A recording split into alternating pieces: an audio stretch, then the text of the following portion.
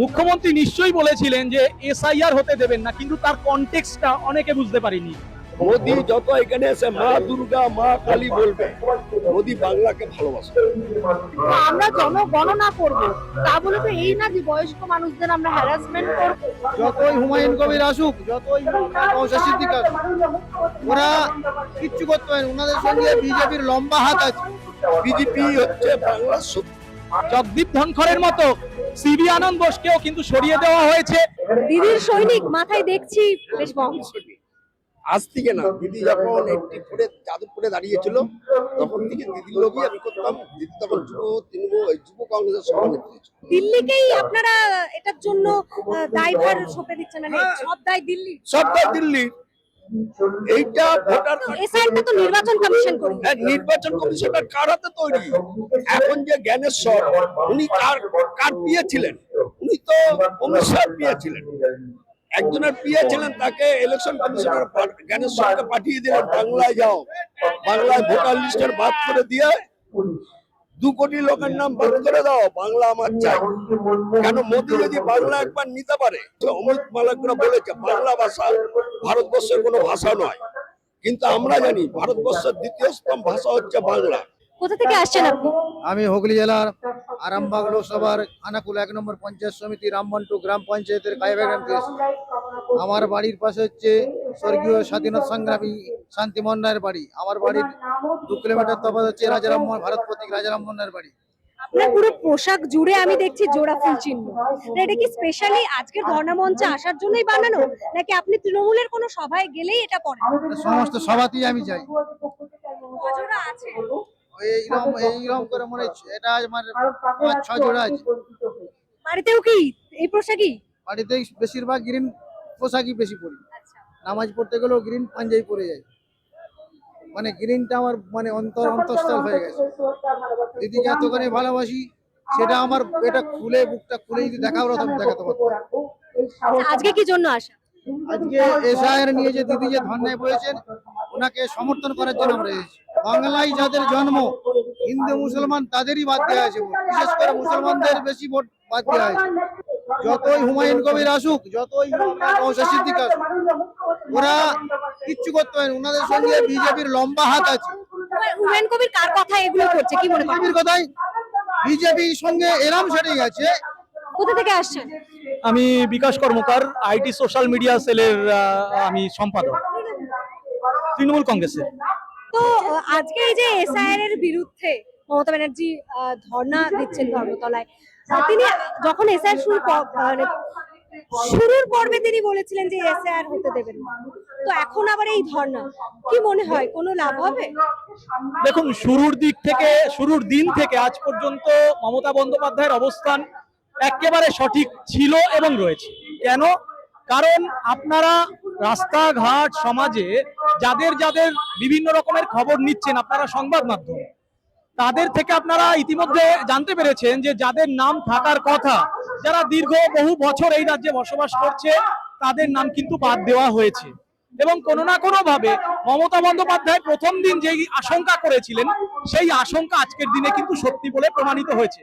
কারণ বহু জীবিত মানুষকে মৃত বলে তারা দেখিয়েছে নির্বাচন কমিশন, এবং বহু মানে ন্যায্য ভোটারকে লজিক্যাল ডিসক্রিপেন্সি বলে দাগিয়ে দেওয়া হয়েছে। এবং এখন তাদেরকে অনেকেই বলছেন যে মুখ্যমন্ত্রীর এটা দ্বিচারিতা, কারণ তিনি প্রথমে বললেন এসআইআর হতে দেবেন না, তারপরে হয়ে গেল, এবং সঠিকভাবে যে কর্মীদের দেওয়ার কথা ছিল সেটাও দেওয়া হয়নি। তো কোথাও গিয়ে ঘেটে করে দেওয়া হচ্ছে, তার জন্য নির্বাচন কমিশন যেমন দায়ী, তার পাশাপাশি মুখ্যমন্ত্রীকেও দায়ী নিতে হবে। এটা কিন্তু অন্যান্য বিজেপি বিরোধীরা তারাও কিন্তু বলছে। দেখুন, মুখ্যমন্ত্রী নিশ্চয়ই বলেছিলেন যে এসআইআর হতে দেবেন না, কিন্তু তার কনটেক্সটটা অনেকে বুঝতে পারিনি। মুখ্যমন্ত্রী বলেছিলেন যে যেভাবে বিহারে এসআইআর করেছে, বিহারে এসআইআর এর সময় সুপ্রিম কোর্টের হস্তক্ষেপ আপনারা দেখেছেন। সুপ্রিম কোর্ট বারবার বলেছে নির্বাচন কমিশন যেভাবে আধার কার্ড নিতে চায়নি, এবং পরবর্তীকালে সুপ্রিম কোর্ট বাধ্য করেছে নির্বাচন কমিশনকে সেই আধার কার্ড নিতে। এর থেকে প্রমাণ হয় যে নির্বাচন কমিশন বিজেপির অঙ্গুলি হিলনে চলছিল এবং ন্যায্য ভোটারদের বাদ দেওয়ার যে প্রক্রিয়া, সেই প্রক্রিয়ায় অংশগ্রহণ করেছিল। পশ্চিমবঙ্গে যখন তারপরে এসআইআর করার প্রক্রিয়া তারা শুরু করেছে, সেই জায়গা থেকে মুখ্যমন্ত্রী আশঙ্কা প্রকাশ করেছিলেন এবং বলেছিলেন আমরা ওইভাবে এসআইআর হতে দেব না। কিন্তু হ্যাঁ, এটাও সঠিক যে নির্বাচন কমিশন যেহেতু স্বশাসিত সংস্থা, তারা এসআইআর করবে এটা তারা ডিটারমাইন্ড ছিল এবং তারা তাদের সেই ক্ষমতা বলে এসআইআরটাকে নামিয়েছে। যদি এই রাজ্যে এসআইআর করতে বারণ করা হতো বা করতে দিত না, সরকারি বিভিন্ন কর্মচারীদের যদি একেবারে বারণ করে দেওয়া হতো, নির্বাচন কমিশন মূলত যারা এই নির্বাচন কমিশনকে চালাচ্ছে সেই বিজেপির পথ প্রশস্ত হতো রাজ্যে রাষ্ট্রপতি শাসন জারি করতে। তাই এই রাজ্যে এসআইআরটা করতে বাধ্য হয়েছে রাজ্য সরকার। প্রচুর বয়স্ক মানুষ বিভিন্ন ভাবে হ্যারাসমেন্ট হচ্ছে, এমনকি আমি এও দেখেছি ক্যাথিডাল করে মানুষ আসছে। তো এই হ্যারাসমেন্টের তো কোনো দরকার ছিল না। আমরা জনগণনা করব, 2002-তে জনগণনা লাস্ট হয়েছিল, তো আমরা জনগণনা করব, তা বলে তো এই না যে বয়স্ক মানুষদের আমরা হ্যারাসমেন্ট করব বা কিছু। হ্যাঁ, বিবাহ সূত্রে অন্য মহিলারা অন্য রাজ্য থেকেও আসতে পারে, অন্য আমাদের বিভিন্ন জায়গা থেকে আসছে, তো তাদের এমনকি সামান্য বন্দ্যোপাধ্যায় ব্যানার্জি এই সামান্য জিনিস নিয়ে দীর্ঘদিন ধরে লোককে হ্যারাসমেন্ট করছে। যাদের পাসপোর্ট আছে তাদেরকে পর্যন্ত হ্যারাসমেন্ট করে ডেকে নিয়ে যাচ্ছে হিয়ারিং এর জন্য। একজনকে 2-3 বার করে, আমার নিজের ভাই তার পাসপোর্ট আছে, তাকে 3 বার ডেকেছে, সে হ্যান্ডিক্যাপ। মোদি যত এখানে এসে মা দুর্গা মা কালী বলবে, মোদি বাংলাকে ভালোবাসে। বিজেপি হচ্ছে বাংলার শত্রু। রাজ্যপালের হঠাৎ করে মানে সিভি আনন্দ বোস তিনি পদত্যাগ করলেন, এই বিষয়টাকে আপনারা কিভাবে দেখছেন? মুখ্যমন্ত্রী মমতা বন্দ্যোপাধ্যায় তিনিও সামাজিক মাধ্যমে এই নিয়ে লিখেছিলেন যে তিনি কেন্দ্রীয় স্বরাষ্ট্র মন্ত্রকের কিছু একটা বুঝতে পারছেন যে তিনি হয়তো বাধ্য করেছেন, কেন্দ্রীয় স্বরাষ্ট্র মন্ত্রক হয়তো বাধ্য করেছে। তো কি বুঝছেন, এটা কি রাষ্ট্রপতি শাসন জারির একটা ইঙ্গিত? দেখুন, আমি এইটুকু বলতে পারি, আজকে সিবি আনন্দ বোসের যে পর্বটা, সেই পর্বের সাথে কিন্তু জগদীপ ধনখড়ের মিল পাচ্ছি আমি ভালোভাবে। কেন? জগদীপ ধনখড় রাজ্যসভার অধ্যক্ষ ছিল, সেই রাজ্যসভায় যে ভালোভাবে কাজ করছিল তাকে হঠাৎ করে সরিয়ে দেওয়া হয়েছে। আজকের দিনে সেটা প্রমাণিত সত্য।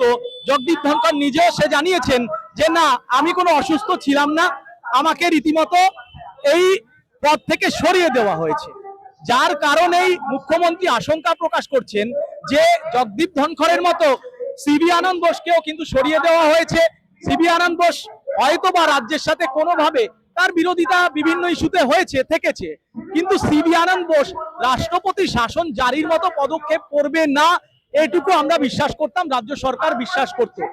বিজেপিও এটাই আশঙ্কা করে সিবি আনন্দ বোসকে সরিয়ে দিয়ে এখন নতুন একজনকে এনেছেন, যেই ভদ্রলোক তামিলনাড়ুর গভর্নর থাকাকালীন তামিলনাড়ু সরকারকে বারবার বিব্রত করেছে।